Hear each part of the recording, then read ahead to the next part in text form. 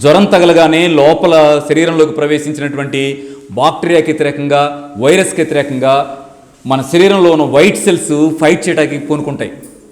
ఈ ఫైటింగ్ చేయాలి అనేటువంటి సిగ్నల్ వాటికి అందుద్ది.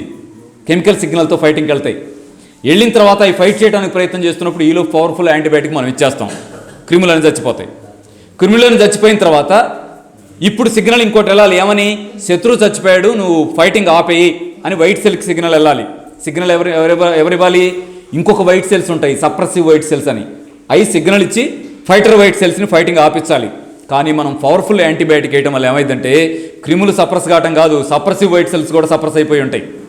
దాంతో అవి జ్వరం తగ్గింది, క్రిములు చచ్చిపోయాయి, నువ్వు ఫైటింగ్ ఆపు అని వైట్ సెల్స్కి, ఫైటర్ వైట్ సెల్స్కి ఇన్ఫర్మేషన్ ఇవ్వలేవు. సిగ్నల్ అందకపోయేసరికి ఫైటర్ వైట్ సెల్స్ ఏం చేస్తాయంటే చిన్న చిన్న రూపంలో ఉండే బాక్టీరియా వైరస్ ఎక్కడుందా అని ఎతుకుతూ ఉంటాయి సీరియస్గా.